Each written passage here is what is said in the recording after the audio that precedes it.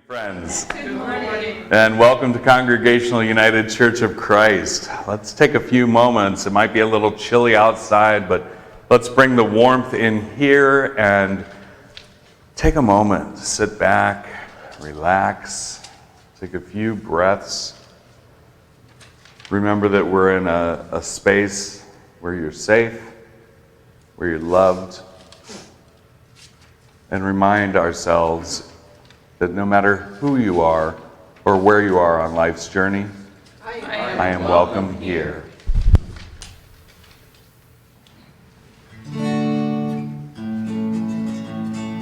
This is the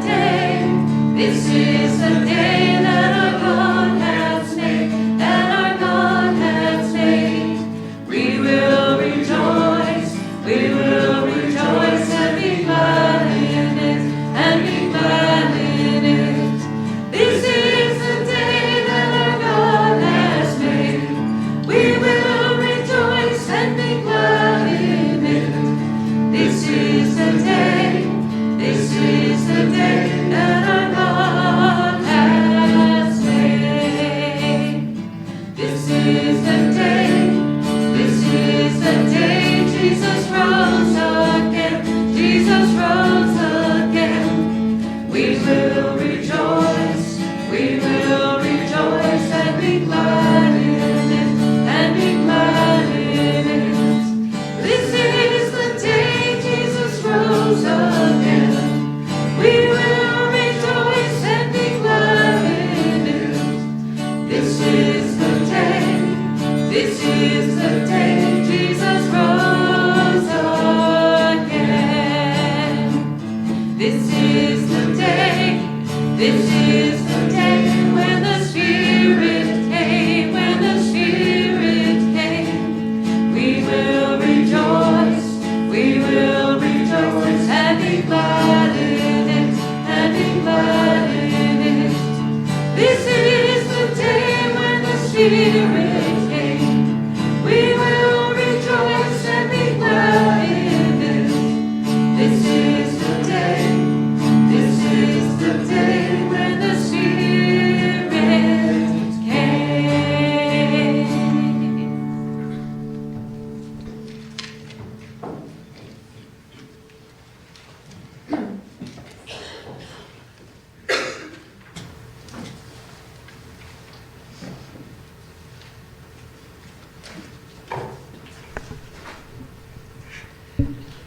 Our sacred reading this morning comes from Luke chapter 17, verses 11 through 19 from the Common English Bible. Jesus heals a Samaritan. On the way to Jerusalem, Jesus traveled along the border between Samaria and Galilee. As he entered a village, 10 men with skin diseases approached him. Keeping their distance from him, they raised their voices and said, "Jesus, Master, show us mercy." When Jesus saw them, he said, "Go, show yourselves to the priest." As they left, they were cleansed. One of them, when he saw that he had been healed, returned and praised God with a loud voice. He fell on his face at Jesus' feet and thanked him. He was a Samaritan. Jesus replied, "Weren't 10 cleansed? Where are the other 9? No one returned to praise God except this foreigner?" Then Jesus said to him, "Get up and go. Your faith has healed you."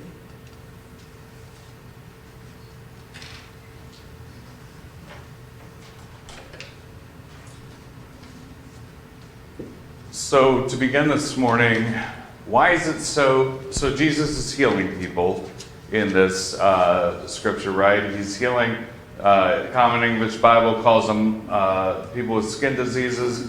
What have we historically known them as? Lepers, right.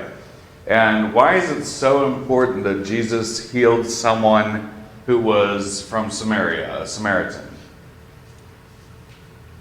Because they didn't get along. They did not get along. Those groups did not get along.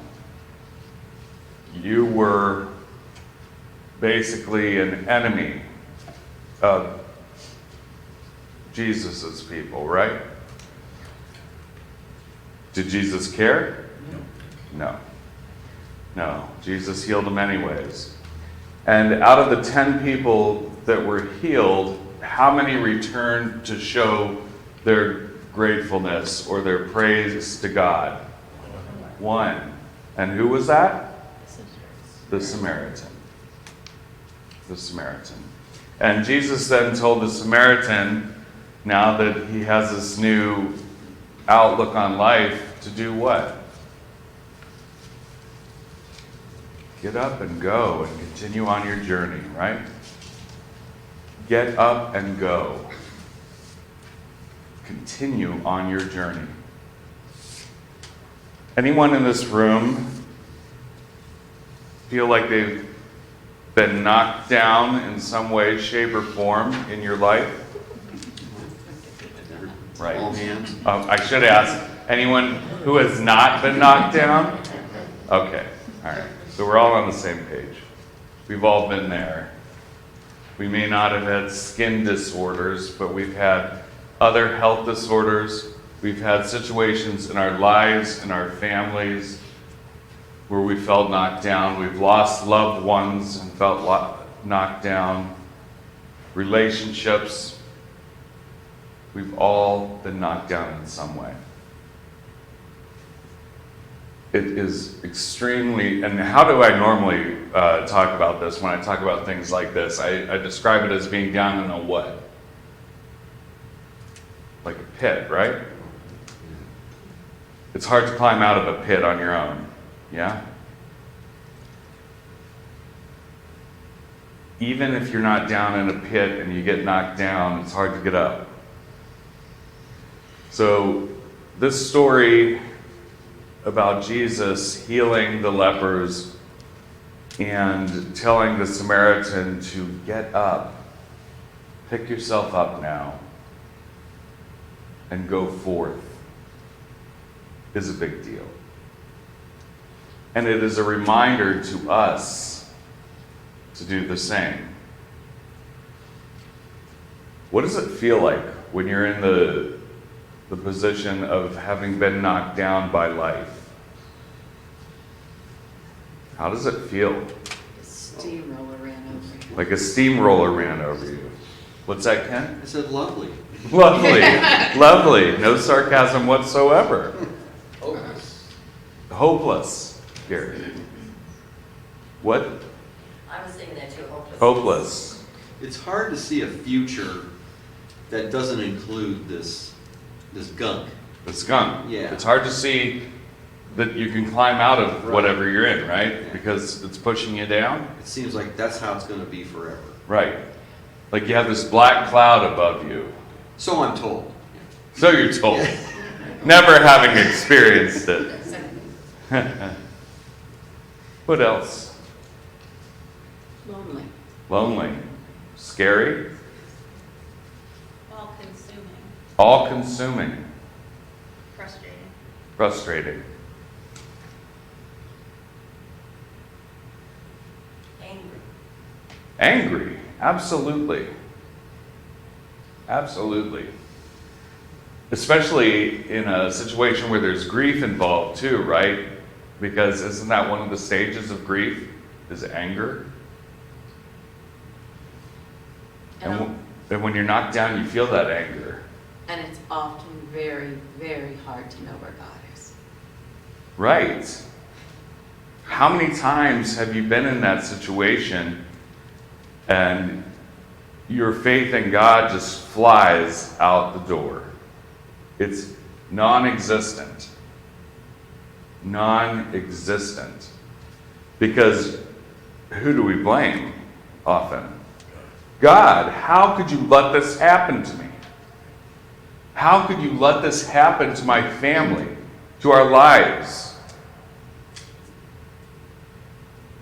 How could you do this to me? Right? It's okay. We've all been there. It doesn't make you any less of God's child to have done that. Because heaven knows we blame our own parents for things too, right?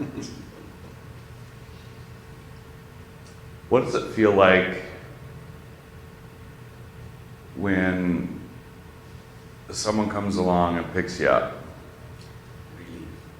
Relief. Surprise. Can't just breathe the sigh of relief, literally up here, Yeah. and surprise. Thankfulness. Warm. Thankfulness. Thankfulness. There's this story, I think I've said this in here before, because after time you just start repeating yourself.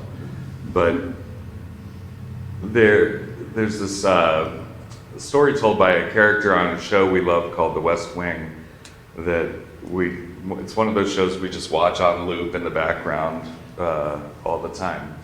And so the chief of staff to the president is talking to his deputy chief of staff, and he's telling this story about this guy Joe who falls in a pit or a well or whatever you want to call it and can't get out. And people come by and they're trying to help him in different ways, and he's ignoring these different ways, and he's not seeing all of the people who have tried to help him. And finally his friend comes along and jumps down into the pit with him, and he's like, you moron, what are you doing down here with me? Why did you just jump down here? He's like, now we're both stuck. And he's like, we're not both stuck, because I've been down here before and I know the way out. Right? And sometimes it just takes that person who says, I've been here. It's gonna be okay. And sometimes even in this little church, it takes one of us saying to another one, I've been there and this is how I got back. That restores our faith, right? Right. It takes that someone else who's not down there with us to remind us that there's a way out.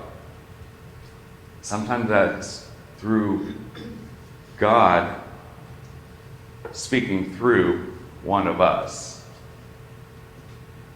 It may be coming from Kent's mouth, but often Kent or whoever it is inspired by their own faith. Right? Shocked by it. Shocked by it. What does that feel like when you're the one doing the helping? Because you've all been there too. You've all been there, whether you know it or not, as that person who has restored some level of faith and normalcy to someone else. What does that feel like, being on that end? Maybe a comfort to where you know you may have helped this person. Right? I feel blessed at times. Blessed. A warm connection that is a human connection. Two people just now helped each other. Right? And we say being the hands and feet of God. Yeah. There's a reason I use that expression so much, right? It's not emptiness. It is saying these acts, my go-to joke is that I don't believe in this Santa Claus God with the long beard sitting on a nice fluffy cloud playing marionette in our lives. That's not how I believe it works. I do, however, believe that God works through each one of us, that we are the hands and feet and words of God. And that's how you are in that moment.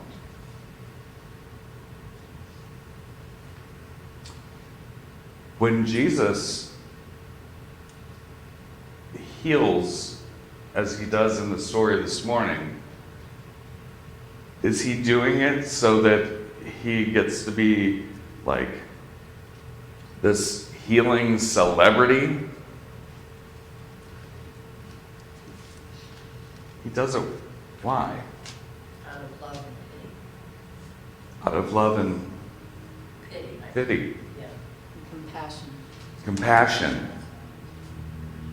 Because he can. Because he can. Think of the things that you can do in your lives for others. I don't expect you to run out and heal lepers. But use the story of healing the lepers as a metaphor.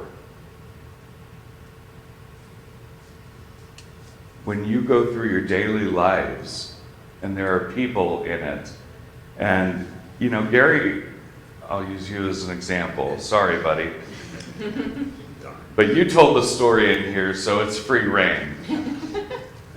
But when you had a complicated situation with your sister, and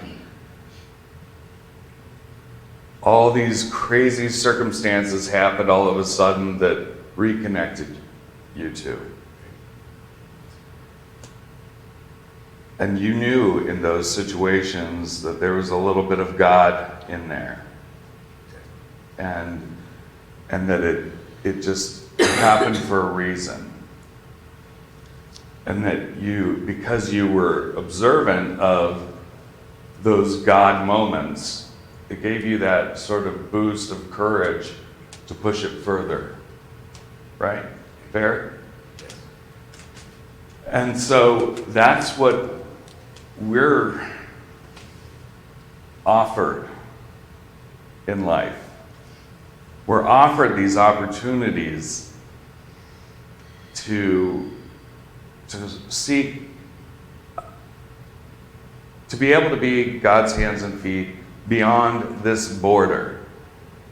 We're able to extend a hand to a stranger in a time of need, or a friend, or a member of our family that we may feel like we've been apart from. No matter the circumstance, we're given these opportunities. It's up to us whether we then follow those opportunities and take that chance to be the healer. Or it is up to us to allow others to be the healer to us and not block them off, right? You can't receive that love and that healing if you shut the healers out. And you can't be the healer if you're afraid to do so. It takes courage on both ends, right? What else does it take on both ends? It begins with a word that starts with T. Trust. Trust. It takes trust because both situations are vulnerable, yeah?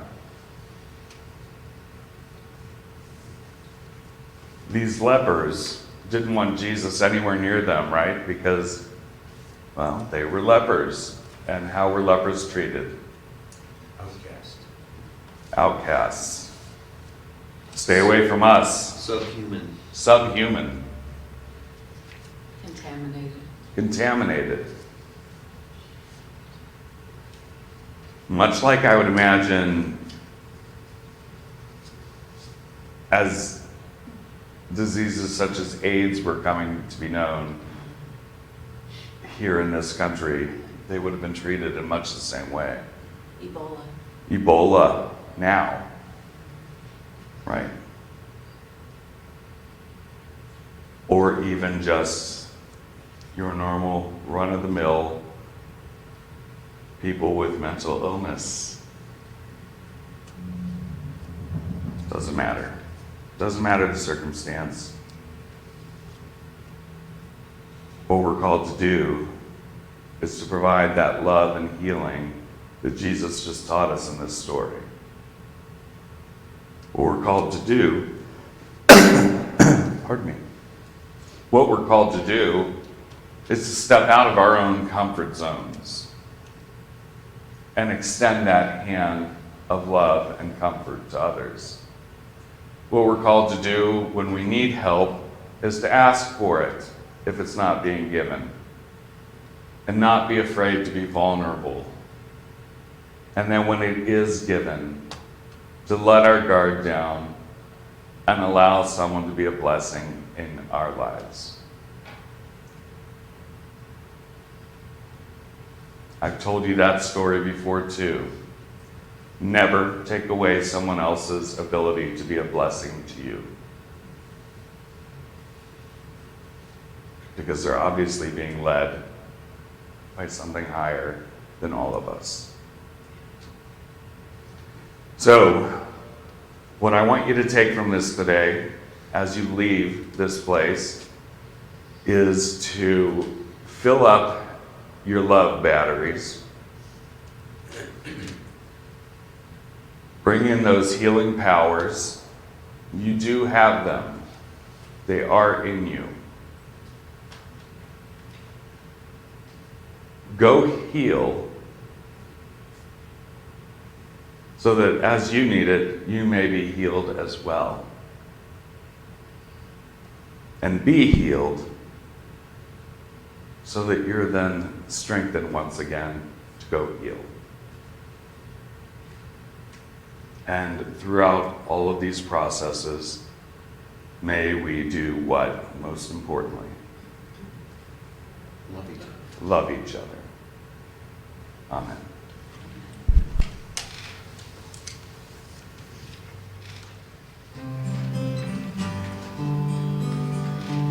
Peace is flowing like a river, flowing out through you and me, flowing out into the desert, setting all the captives free. Joy is flowing like a river, flowing out through you and me, flowing out into the desert, setting all the captives free. Faith is flowing like a river, flowing out through you and me, flowing out into the desert, setting all the captives free. Hope is flowing like a river, flowing out through you and me, flowing out into the desert, setting all the captives free. Love is flowing like a river, flowing out through you and me, flowing out into the desert,